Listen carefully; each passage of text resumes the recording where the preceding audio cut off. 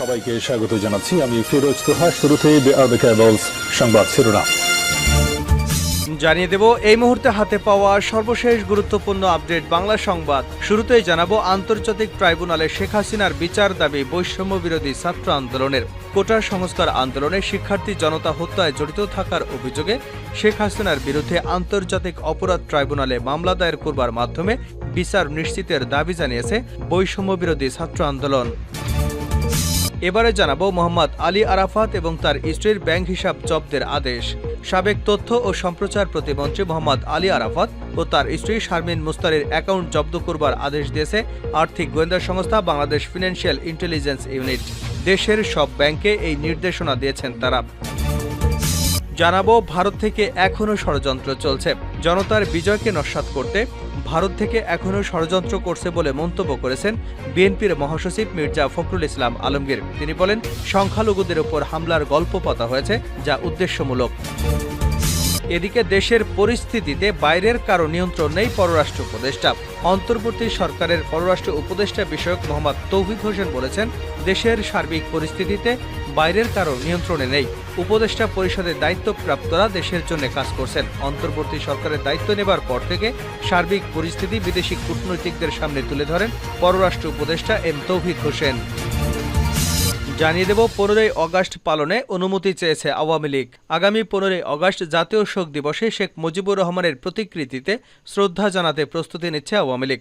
এর জন্য নিরাপত্তা নিশ্চিত করতে অন্তর্বর্তীকালীন সরকারের কাছে অনুমতি চাওয়া হয়েছে বলে বিবিসি বাংলাকে জানিয়েছে আওয়ামী লীগের যুগ্ম সাধারণ সম্পাদক মাহবুবুল আলম হানিফ।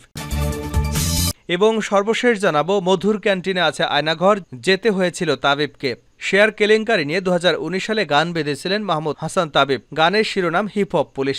কথা সুরের পাশাপাশি গানটিতে কণ্ঠ দেন গাল্লিবয় খ্যাত তবিব মাহমুদ ও রানা মৃধা। গানটি প্রকাশের পর বেশ চাপের মুখে পড়তে হয়েছিল তাবিবকে। এমনকি ঢাকা বিশ্ববিদ্যালয়ের মধুর ক্যান্টিনে থাকা আয়নাঘরেও যেতে হয়েছিল এই গায়ককে। এতক্ষণ শিরোনাম শুনছিলেন, এবার বিস্তারিত। প্রিয় দর্শক, আপনি যদি এই চ্যানেলে নতুন হয়ে থাকেন, ভিডিওটি দেখতে দেখতে চ্যানেলটি সাবস্ক্রাইব করে আমাদের সঙ্গেই থাকুন। আর এই ভিডিও সম্পর্কে আপনি আপনার মূল্যবান মতামতটি কমেন্ট বক্সে জানিয়ে দিন। আর হ্যাঁ প্রিয় দর্শক, জানিয়ে দিন ভিডিওটি কোথা থেকে দেখছেন। আন্তর্জাতিক ট্রাইব্যুনালে শেখ হাসিনার বিচারের দাবি বৈষম্য বিরোধী ছাত্র আন্দোলনের।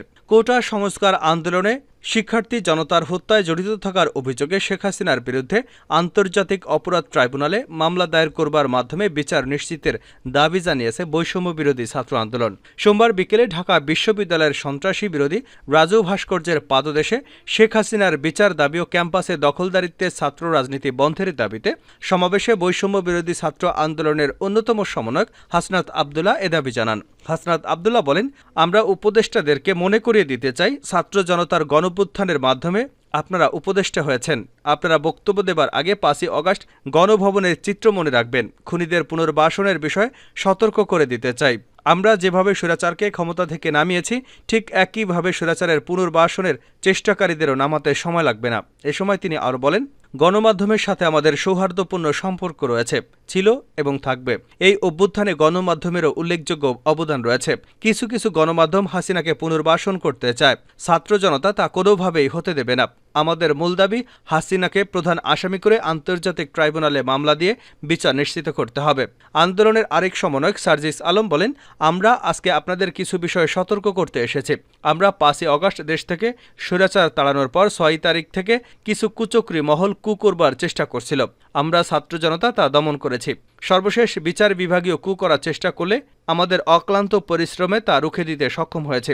আমাদের বিপ্লবকে নস্যাৎ করতে এখনও একটি কু করার ষড়যন্ত্র চলছে। আমরা ছাত্র জনতা তাদের পরিকল্পনা সফল হতে দেব না। মোহাম্মদ আলী আরাফাত এবং তার স্ত্রীর ব্যাংক হিসাব জব্দের নির্দেশ। সাবেক তথ্য ও সম্প্রচার প্রতিমন্ত্রী মোহাম্মদ আলী আরাফাত এবং তার স্ত্রী শারমিন মুস্তারির অ্যাকাউন্ট জব্দ করবার নির্দেশ দিয়েছে আর্থিক গোয়েন্দা সংস্থা বাংলাদেশ ফিনান্সিয়াল ইন্টেলিজেন্স ইউনিট। দেশের সব ব্যাংকে এই নির্দেশনা দিয়েছেন তারা। আজ সোমবার বিএফআইউর এক ঊর্ধ্বতন কর্মকর্তা সংবাদ মাধ্যমকে এ তথ্য নিশ্চিত করেছেন। চিঠিতে ব্যাংকগুলোকে আরাফাত এবং তার স্ত্রীর নামে থাকা ব্যক্তিগত ও ব্যবসায়িক অ্যাকাউন্টের মাধ্যমে সব ধরনের টাকা তোলা বন্ধ করতে বলেছে। মোহাম্মদ আলী আরাফাত সুচিন্তা ফাউন্ডেশনের ব্যানারে নানা অনুষ্ঠান আয়োজনের মাধ্যমে আওয়ামী লীগ এবং দলীয় নেতৃত্বাধীন সরকারের প্রচারণার কাজ করে আলোচনায় আসেন। এছাড়া টেলিভিশন টক শোতেও তিনি আওয়ামী লীগের হয়ে কথা বলতেন। গত বছরের 17 জুলাই তিনি ঢাকা 17 আসনের উপনির্বাচনে হিরো আলমকে হারিয়ে সংসদ সদস্য নির্বাচিত হন। দ্বাদশ জাতীয় সংসদ নির্বাচনে একই আসন থেকে তিনি এমপি হবার পর তথ্য ও সম্প্রচার মন্ত্রণালয়ের প্রতিমন্ত্রী হন।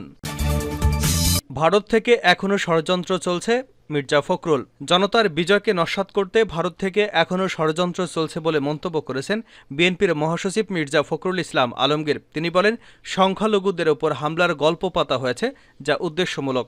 সোমবার বিকেলে অন্তর্বর্তীকালীন সরকারের প্রধান উপদেষ্টার সঙ্গে বৈঠক শেষে তিনি একথা বলেন।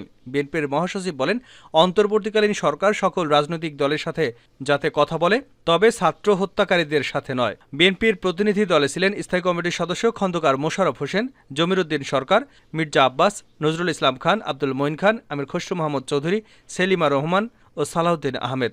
দলের মিডিয়া সেলের সদস্য শাহরিল কবির খান জানান, প্রধান উপদেষ্টা বিএনপির মহাসচিবকে আমন্ত্রণ জানান। তারই অংশ হিসেবে দলের মহাসচিব মির্জা ফখরুল ইসলাম আলমগীর স্যারের নেতৃত্বে স্থায়ী কমিটির সদস্যরা যমুনায় যান। দেশের পরিস্থিতিতে বাইরে কারো নিয়ন্ত্রণ নেই, পররাষ্ট্র উপদেষ্টা। অন্তর্বর্তী সরকারের পররাষ্ট্র বিষয়ক উপদেষ্টা মোহাম্মদ তৌহিদ হোসেন বলেছেন, দেশের সার্বিক পরিস্থিতি বাইরের কারো নিয়ন্ত্রণে নেই। উপদেষ্টা পরিষদের দায়িত্বপ্রাপ্তরা দেশের জন্যই কাজ করছেন। অন্তর্বর্তী সরকারের দায়িত্ব নেবার পর থেকে দেশের সার্বিক পরিস্থিতি বিদেশি কূটনীতিকদের সামনে তুলে ধরেন পররাষ্ট্র উপদেষ্টা এম তৌহিদ হোসেন। সোমবার বিকেলে রাষ্ট্রীয় অতিথি ভবন পদ্মায় পররাষ্ট্র বিষয়ক উপদেষ্টার কূটনৈতিক ব্রিফিংয়ে ভারত, চীন, যুক্তরাষ্ট্র, যুক্তরাজ্য, রাশিয়া, জাপান সহ বিভিন্ন দেশের রাষ্ট্রদূত, হাইকমিশনার সহ প্রায় 64 জনের মতো কূটনৈতিক উপস্থিত ছিলেন। এরপর সাংবাদিকদের তিনি ব্রিফ করেন। এ সময় উপস্থিত ছিলেন পররাষ্ট্র সচিব মাসুদ বিন মোমেন।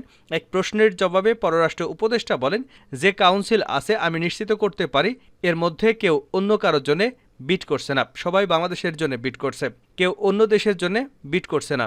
আমার নলেজে যেটা আছে সেটা আমি বলতে পারি। আমার নিজের ব্যাপারে তো নিশ্চয়তা দিতে পারি, কিন্তু অন্যদের ব্যাপারে নিশ্চয়তা না। কিন্তু আমি যা দেখেছি, আমি মোটামুটি নিশ্চিত কেউ অন্য কোনো দেশের হয়ে বিট করছে না। অন্তর্বর্তী সরকারের নিয়ন্ত্রণ বিদেশি কোনো দেশের হাতে আছে কিনা এমন প্রশ্নের উত্তরে উপদেষ্টা বলেন, বাইরের কারো নিয়ন্ত্রণে নেই। যে কাউন্সিল এখন দায়িত্বে আছে, আমি কিন্তু এটাকে ক্ষমতার সরকার হিসেবে একেবারে ব্যবহার করতে চাই না।